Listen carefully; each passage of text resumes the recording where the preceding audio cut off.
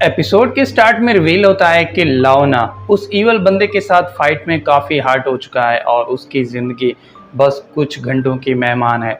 ये सोचते ही लाओना एक पिल को बाहर निकाल लेता है और अपने दर्द को ख़त्म करने के लिए उसे खा लेता है, क्योंकि उन दोनों का अटैक शाओफैन को भी हिट कर दिया था। इसलिए ये देख के लाओना शाओफैन का पल्स चेक करने लगता है, जिसपे उसे रियलाइज़ होता है कि शाओफैन की बॉडी उन दोनों के अटैक से अंदर से काफ़ी डैमेज हो चुकी है।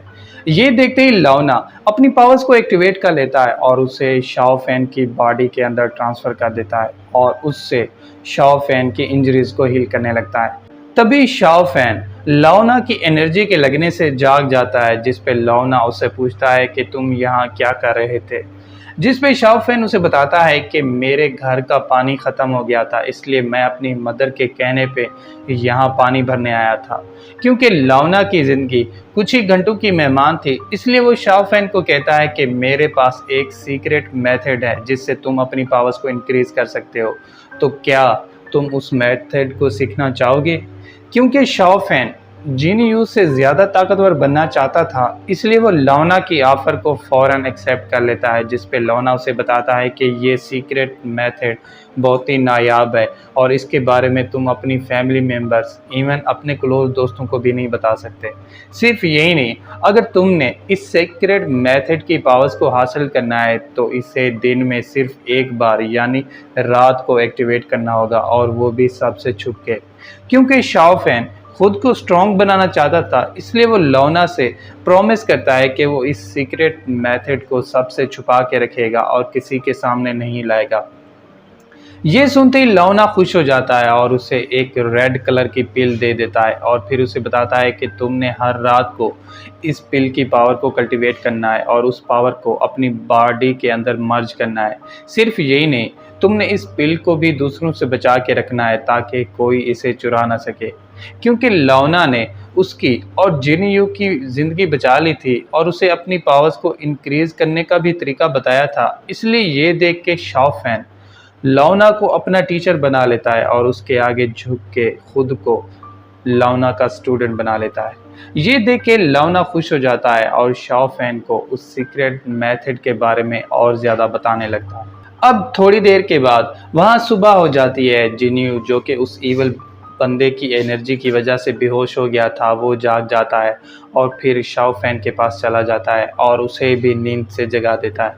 ये देख के जिन्यू शाओफैन से पूछता है कि यहाँ पे क्या हुआ, और मैं तो अपने घर था, फिर मैं यहाँ कैसे आया। मगर शाओफैन उसे बताने से इनकार कर देता है और उसे लेके अपने घर की तरफ जाने लगता है। तभी उन दोनों की नज़र अंकल वैंग पे पड़ती है, जो कि किसी चीज़ से डर के भाग रहा होता है।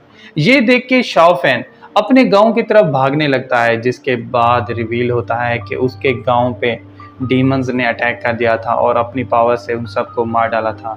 सिर्फ यही नहीं, उन डीमंस ने शाओफैन और जिनयू की फैमिली को भी मार डाला है। क्योंकि शाओफैन अपनी फैमिली को खो चुका था, इसलिए ये देख के वो ज़ोर से चिल्लाने लगता है और फिर वहीं पे बेहोश हो जाता है। इसी बीच ख्वाब में वो अपने माता पिता को पुकारने लगता है और उन्हें वापस घर आने का कहने लगता है। तभी कुछ डीमंस वहाँ आ जाते हैं और आते ही शाओफैन पे अटैक कर देते हैं, जिनसे डर के शाओफैन की आँख खुल जाती है, यानी वो होश में आ जाता है। क्योंकि शाओफैन इसे एक डरावना ख्वाब समझ रहा था, इसलिए ये सोच के वो फिर से अपने माता पिता को पुकारने लगता है। मगर जिनयू भाग के उसे गले लगा लेता है और उसे बताता है कि हमारे माता पिता मर चुके हैं और वो दोबारा लौट के नहीं आएंगे। ये सुनते ही दोनों एक दूसरे को गले लगा के रोने लगते हैं। तभी एक बंदा वहाँ जाता है और आते ही उन्हें अपने साथ किन यून किंगडम ले जाता है। जिसके बाद रिवील होता है कि वो दोनों जब अपने माता पिता की मौत को देख के बेहोश हो गए थे, तो उस वक्त वो बंदा उनके पास आया था और उन्हें उठा के अपने घर ले गया था। इसी बीच एक ड्रैगन वहां आ जाता है और आते ही उन पे अटैक कर देता है। सिर्फ यही नहीं, वो ड्रैगन पानी से बाहर आके शाओफैन के पास चला जाता है। क्योंकि शाओफैन के पास रेड कलर की पिल थी, इसलिए उसकी एनर्जी को महसूस करके वो ड्रैगन हैरान रह जाता है और फिर वहाँ से चला जाता है। ये देख के वो बंदा उन दोनों को बताता है कि इस ड्रैगन का नाम लिन जुन है और ये किन यून किंगडम का रक्षक है, जिसे कई हजार साल पहले एंसेस्टर्स ने किन यून किंगडम की रक्षा करने के लिए भेजा था। ये सुनते ही दोनों शॉक रह जाते हैं और फिर उस बंदे के साथ किन यून किंगडम के टेंपल चले जाते हैं। अब जैसे ही वो दोनों उस किन यून किंगडम के टेंपल पहुंचते हैं तो उनके सामने किन यून किंगडम के एल्डर्स और किन यून किंगडम का किंग यानी लिंग जू आ जाता है। ये देखते ही वो बंदा उन सबको इस घटना के बारे में बता देता है, जिसे सुन के सब शॉक रह जाते हैं और फिर उन दोनों को वहां बुला लेते हैं।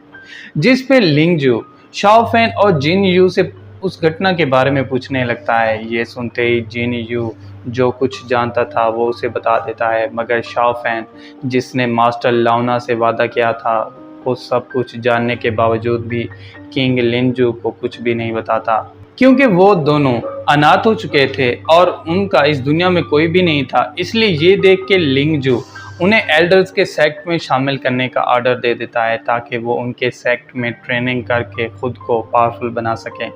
क्योंकि जिन यू शाओ फैन से ज़्यादा पावरफुल है, इसलिए ये सुनते ही एल्डर जियान उसे अपने सेक्ट में शामिल कर लेता है, जबकि एल्डर टियान शाओ फैन को अपने एवरेज सेक्ट में शामिल कर लेता है। और इसके साथ ही पार्ट 2 और 3 यहीं पे एंड हो जाते हैं। तो दोस्तों, अगर आपको पार्ट 2 और 3 की एक्सप्लेनेशन अच्छी लगी हो तो चैनल को सब्सक्राइब और वीडियो को लाइक ज़रूर कीजिएगा। और अगर आप चाहते हैं कि मैं आगे के पार्ट्स को भी एक्सप्लेन करूं तो कमेंट करके ज़रूर बताइएगा। Thank you.